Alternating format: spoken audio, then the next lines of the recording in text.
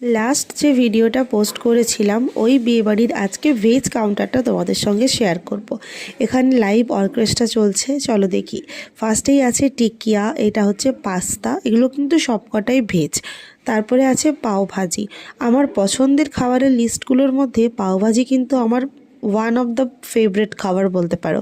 তারপরে এখানে হচ্ছে ধোসা, সবকটাই কিন্তু ভেজ, বারবারই বলছি এটা হচ্ছে ভেজ কাউন্টার। আছে দই বড়া, ভেজিটেবলকে এখানে সটে করে রাখা আছে, যার যেটা পছন্দ খাবে। তারপরে এখানে আছে দেখো রুটি।